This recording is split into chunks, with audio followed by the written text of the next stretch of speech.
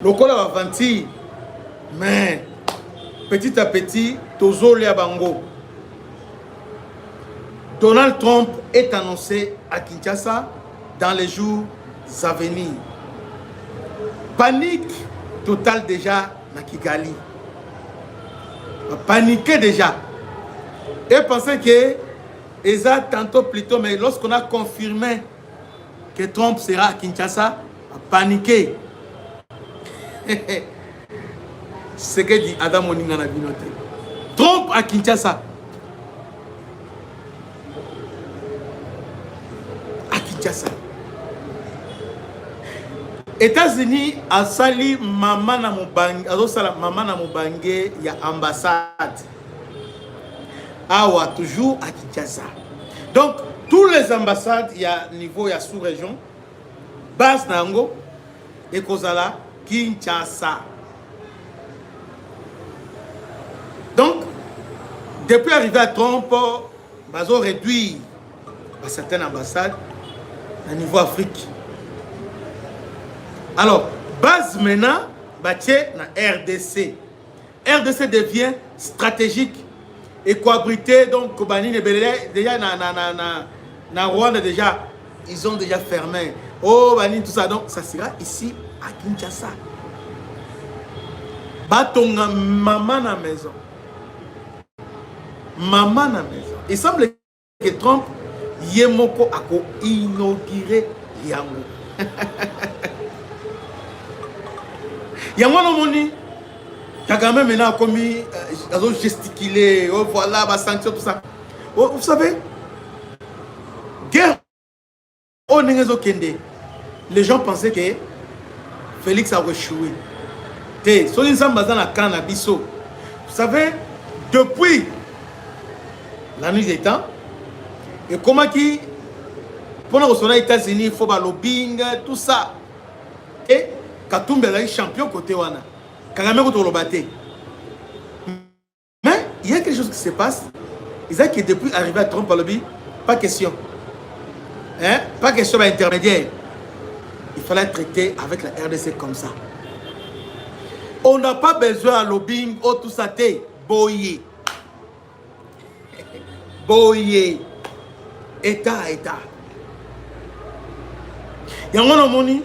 Changement de constitution, hein? Bangonde, Babapesi fait vert. Moi, je vous avais dit une chose.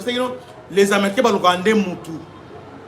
Si vous trouvez que, on a des Moutou dans Bango, avant qu'ils soient libérés, ils vont prendre le temps de s'assurer que l'intérêt de Bango est déjà OK. Pour le moment, les Américains vont autour Zonga, la RDC, Bazalaka, autour Zonga, Beyambala Oyo, Bazu Penza, RDC Penza, Yabango. Beaucoup de Chine, mais Félix est en train d'aider Bango. Aider Bango va s'installer. Vous pensez que les Américains pour Bango, ils sont les plus démocratiques. Bon, Félix aussi a demandé pour libérer. Félix a été Zalawana. Donc, ils vont faire ce qu'ils ont fait avec Eduardo. En 2000, qu'est-ce qui s'est passé? Angola est un pays communiste depuis Kalaboy Biango. Na Congo, Brazzaville et Maringouat. C'est communiste. Maintenant, à partir de 2000, beaucoup de choses ont changé. Alors, Angola est ennemi à l'Américain. Mais Eduardo, c'est les dîners américains. Azio Angola, c'est américain. C'est bon, ça va. Patiki a ça. Deux mandats, juste pas le bon. Troisième mandat, ça va. Pour Nasikoyo. Félix Dengazawana, il a encore 15 ans. Donc 10 à 15 ans devant lui. Avant de lâcher, et c'est nous, Magaboué Vanda. Donc les Américains, au niveau Afrique, stabilité à Mina Moutou et non dans l'institution. Ils savent que les Africains sont imprévisibles. Au Kobandanaye, après Balukelo. Exemple à Musée. Ils ont pris le musée à Balouké là-bas. Tout comme Félix a repris son monde,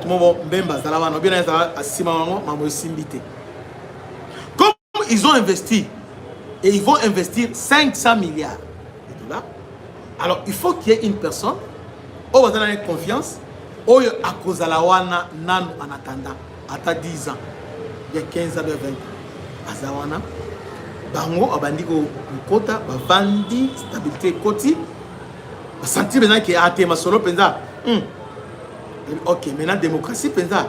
Il va dire. Alors maintenant, tout le moyen, il y a qu'à libérer. Alors, Pessebiso dauphin. Mais, quand je vois les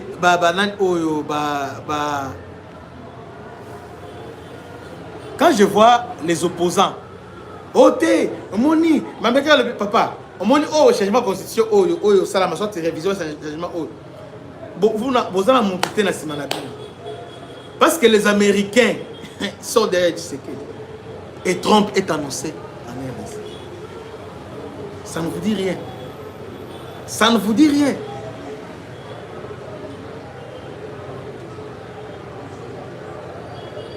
Obi, soda tamayeli. Bon militaire sikoyo pour la stabilité. Il y a Moni Félix, Amekempe qui travaille bien. Opposition républicaine. Mais dans le cadre de l'immo Kendelewana, au Teto Sangana, et au salaire de l'autre, tu as vu que Sangana, ou Sangana Kazande, si Manabango, il y a les ombres. Mais awa, ombre makasi, au Sutrabango, il y a un asco, à l'ongona masolo, à Nasima Tshisekedi. Ah, Bozaya Kulala. Bozaya Kulala. Pongi à bébé, Boulala libéla, parce que match exacté. Match exacté. Lorsque Kagame a eu qui ango, alors c'est fini. Tout ça la nuit. Chine peut on a espoir pas Chine. Trump avant entrer la Chine déjà va solidaire la chinois. Parce que quand il est parti en Chine, il va redéfinir ma carte à Sika. Ma Kaboli. Tala awa intérêt dans les awa, tala boy, bah solo le niveau na bango. Donc entre temps, Europe à côté, oh France, oh donc bah Betty Kati entre la Chine et les États-Unis. Tala place où on a intérêt dans tala boy, ah ok, yo boy bah Betty Kati, ok, solo li. Maintenant ce que Rwanda, tu penses maintenant que de quoi le lobby intérêt à peuple? Les Congolais, vous êtes fous? Dites-moi, intérêt, c'est quoi l'intérêt du peuple? L'intérêt du peuple, les animés, parce que l'élection, depuis qu'on a commencé à faire les élections, selon vous, est-ce que tout ça va bien? Où est l'intérêt du peuple? Dites-moi, l'intérêt peuple, les animés. Intérêt peuple, c'est la vision. Ne pense pas que, à ta président, à Outilo, la Aye, Mbalamoko, Congo et Bongi, va Kosio. Congo attend aujourd'hui, un jour, Bambo et Bandale l'autre, Zambé Moko, attends là, t'as souffert, Ngamona Kita, à la tizo toi Kita. Quand vous avez Kiti, Ayabo, fils de Dieu, tout ça, Balanda et Belé, Ngulupa, Pierre Baye, Papa Moutou, Balandi, Baye. Je m'en retourne de Jérusalem, à côté de Jérusalem, béni soit l'Éternel. Hosanna tout ça. Mandala. Na suka bo Jésus beta elo moko. Bo considérant ça c'était à ma belé. Tombo kana niveau santé. Pierre alobi. Papa, ngam kolo boy. Na Zolanda. Nous avons tout quitté. Moi si bana to la Zolanda sko to kozwani. Juana ndeye soit comprendre. Oh, ma réponse est belée, il n'était pas à la manière des hommes, il était race de vipères, tout ça. Mais Jouana, il y a le bien, son métier à habiter. Moi, il y a les lots, centriques, le besoin. On reçoit un centrique et puis aux avis éternels. Je voulais dire quoi par là? Même hier, si il y a en personne, il n'a pas mis fin à la souffrance et à l'homme. Non. Non. Et c'est un processus. Il a fallu après Pentecôte, donc tout ça, pour la libérer spirituellement, pas physiquement, mais spirituellement. Mais entre-temps, César était là. N'importe quel président. On pensait que c'est Mobutu à Longwe. Congo est bongi. Mobutu à Longwe, musée à côté de Yambi, to Sepeli, le 17 mai. Un mois. Tout le monde a Mobutu. D'ailleurs, Mobutu est bien par rapport à eux. D'ailleurs, Mobutu est bien par rapport à eux. C'est plus grave que. En fait, pour Congo et Bonga, il faut qu'il y ait une vision. Et c'est un processus. Et les gens pensent que, comme on a Congo, il y a des allez, même la États-Unis, c'est la maladie. Même la France, il y a des SDF, on dit sans domicile fixe. Ce n'est pas les mots inventés par les Congo. Et ça n'a pas tout les alaka. Chômage et zalaka. Alors, si vous pensez que il y a un bâton là, Babeti Balamo et Bongi. Oh, l'intérêt du peuple. L'intérêt du peuple, c'est quoi l'intérêt du peuple? Selon vous. Donc, intérêt du peuple, les ennemis. Bon, yo kende, yo yaka. Intérêt du peuple, intérêt du peuple, il faut planifier. Il faut qu'on nous cacoye dans 5 ans, 10 ans, vous allez pour le moment. Qu'est-ce que nous avons comme besoin? Pour ça, la monde dans la population, bazo qui m'a mboka, bazo ya ao. Ah, bazo ton débélé, bado au foot là, nini boy, comment tout stabiliser le courant, comment maille, tout ça, intérêt, c'est un processus. N'abusez au peuple, et Sengeli, pour créer civilité. Comment payer les impôts? Au les pas, au bon en zélaté. Tout ça, c'est un processus. Ne pense pas qu'il y a un miracle. Non, il n'y a pas un miracle. Ce qui est vrai, Congo et Gobunga.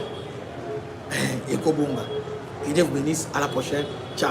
Bana Congo, bino batu bozana besoin ya kotonga banda kuna bino. BM échafaudage, ezopesa bino, planche, shell, sécurité, marzimal et lenda. L'air mutamati, mutakoko yati. Yabiso, ezana ba norme européenne. Yabiso ya ba chinois te, ya ba indien te, ya ba libanais te. Un bus sera mis à votre disposition. BM échafaudage. Plus de 3500 mètres disponibles. Contact. Maman Nangaye. Du nouveau à Kinshasa. Place Yassur. Des amoko na immeuble Emma. Des arabes normes. Standard. International. Ekoyamba. Batu nyonso. En famille, en couple. Salon VIP. Et salle à manger, salle de bain confort et magistral et des chambres à coucher, cuisine Kafou. Sécurité, ils ont assuré. Connexion internet illimitée, Facebook, TikTok, WhatsApp. Et à Ophélie, groupe électrogène 24h/24h. Courant et Kendakate. Na immeuble Emma. Notre adresse dans la commune de Kalamou, quartier Yolosi, avenue Balinga, numéro 9. Soyez les bienvenus. Immeuble Emma.